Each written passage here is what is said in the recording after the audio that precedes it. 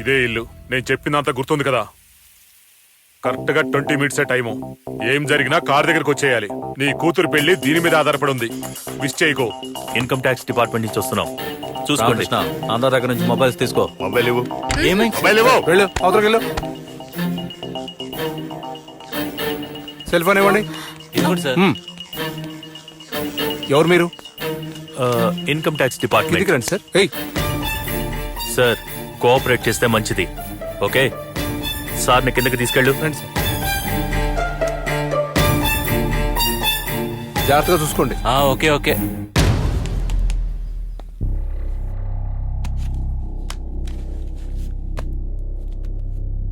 Oh shit, ఎలా ఇప్పుడు?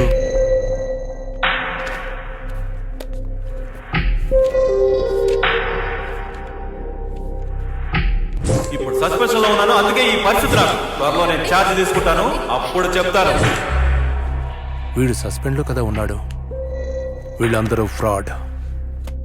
నువ్వు ఇక్కడే ఉండు, ఇప్పుడే వస్తాను.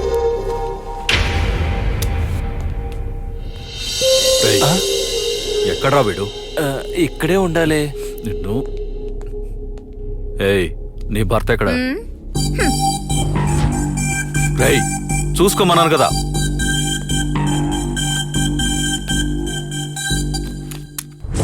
నీ కూతురు పెళ్లికి ఇవి చాలు కదా.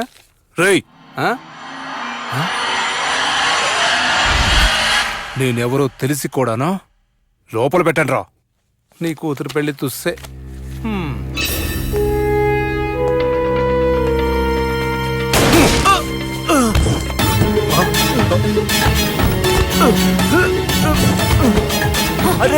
ఏమైంది? వీళ్ళందరినీ బాగా కొట్టండి. ఎవరు? అయ్యో,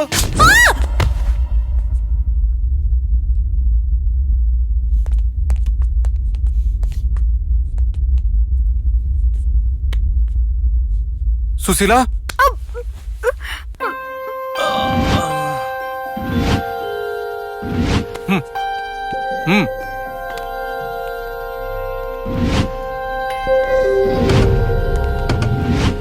రేయ్ నువ్వు.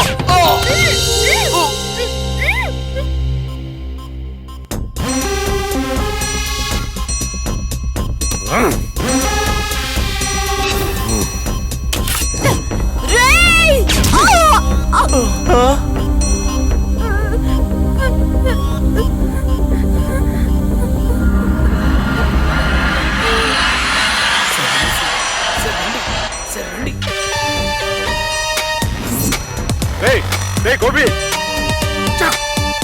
ఎక్కడ?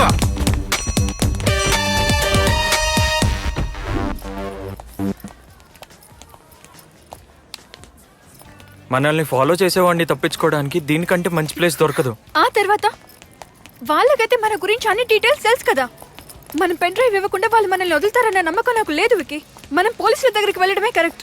ఎందుకు మనం అనవసరంగా రిస్క్ తీసుకోవటం? అదంత ఈజీ కాదు.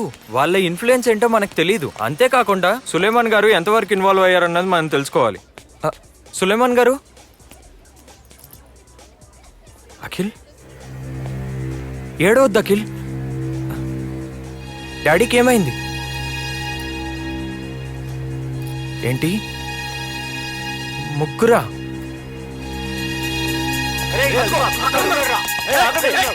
సరే, డాడీ గురించి నేను చూసుకుంటా.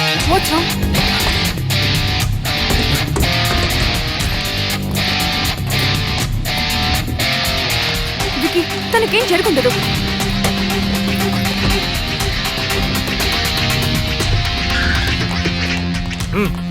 బండి దిగరా. పెన్ డ్రైవ్ ఎక్కడా? Pen drive. నో, నీ స్టూపిడ్ ప్లాన్ కోసం నేను చావలేను. నువ్వేం చెప్పక్కర్లేదు, నాకంతా తెలుసు ఏం చేయాలనేది. ఇలా చూడండి, మీరు వెతుకుతున్న పెన్ డ్రైవ్ ఇప్పుడు మా దగ్గర లేదు. కానీ అదెవరి దగ్గర ఉన్నదన్న విషయం నాకు తెలుసు.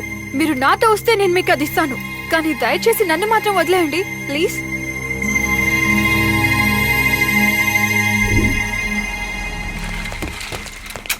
మెల్లగా దించండి. రే రే, బండిలో ఎక్కడరా? ఇతని లోపల అడ్మిట్ చేయొద్దా? అవన్నీ వాళ్ళు చూసుకుంటారు, మీరు ఎక్కండి.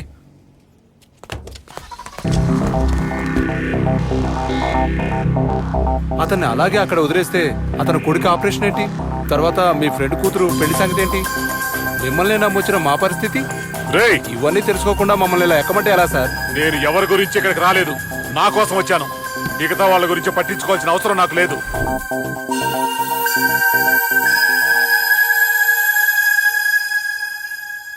తెల్లారితే నా కూతురు పెళ్లి. దానికోసమే నేను ఈ పనికి ఒప్పుకున్నాను. తప్పు చేశాను. ఆ పరశురాం మాట విని డబ్బుల కోసం దొంగతనం చేద్దామని చెప్పి ఆ మూర్ఖుడు అందరినీ చంపేశాడు. ఇప్పుడు డబ్బులు కూడా లేవు. ఒట్టి హంతకుడనే పేరు మాత్రమే మిగిలింది. అలా ఏం జరగదు సార్. మీరు ఎందుకు టెన్షన్ పడుతున్నారు? టెన్షన్ పడకుండా ఎలా ఉండమంటావు? ఒకవైపు ఆ పరశురాం మోసం చేశాడు, ఇంకోవైపు నా కూతురు టెన్షన్. నిన్న పొద్దున ఇంట్లోంచి వెళ్ళిన అమ్మాయి ఇంతవరకు ఇంటికి రాలేదు. తనేదో ఫ్రెండ్స్ ఇంట్లో సేఫ్గా ఉందని పరశురాం చెప్పాడు. ఇప్పుడు అతనికి ఫోన్ చేస్తే ఫోన్ లిఫ్ట్ చేయట్లేదు. స్ట్రైట్గా పోలీస్ స్టేషన్కి వెళ్ళి చూద్దాం అనుకుంటున్నాను. అక్కడే ఎవరినో ఎంక్వైరీ చేస్తున్నానని చెప్పాడు. సార్ మీరు తొందరపడకండి సార్. మీ అమ్మాయి ఎక్కడున్నా వెతుకుదాం. ఏయ్, నీకు నీ లవర్కి వేరే పని లేదా? ఎందుకు అనవసరమైన విషయాల్లో తలదూరుస్తున్నారు? మీ పనేదో మీరు చూసుకోవచ్చుగా. అయితే ఆ అమ్మాయి అక్కడ ఉన్న విషయం మీకు తెలుసా? తెలుసు. అయితే ఏంటి? నన్నిక్కడి నుంచి పంపించాలని అనుకున్న నీకు ఆ అమ్మాయిని కాపాడాలని ఎందుకు అనుకోలేదు? నిన్నిప్పుడు పంపించడం తప్పు అంటున్నావా?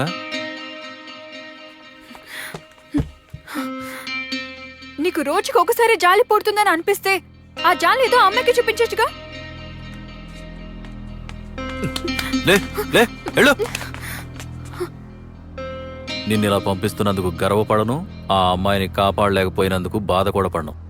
అర్థమైందా? వెళ్ళా. వెళ్తాను, కానీ నేను ఇక్కడ నుంచి వెళ్ళేటట్టయితే ఆ అమ్మాయితోనే వెళ్తాను. ఏయ్, వాళ్ళు చాలా పెద్ద దుర్మార్గులు. అది నా ప్రాబ్లం, నేను చూసుకుంటాను. నువ్వు లోపలికి వెళ్ళి తలుపేసుకుని భద్రంగా కూర్చో.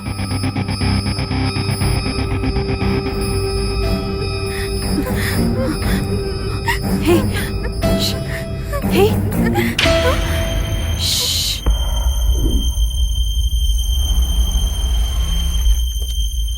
బండిని డిస్పర్స్ చేసేయండి.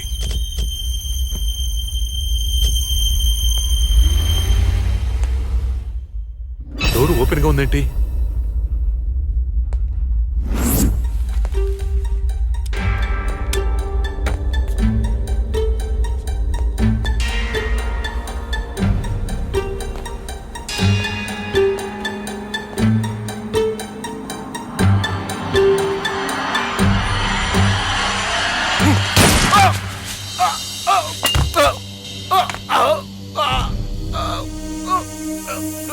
ఎవడ్రా నువ్వు? నేను దాస్, లారెన్స్ తమ్ముణ్ణి. ల్యాండ్ అమ్మటం కొనటం మా ఫ్యామిలీ వృత్తి. దానిలో నువ్వు వాట అడిగితే ఊరికనే ఉంటావు అనుకుంటున్నావా?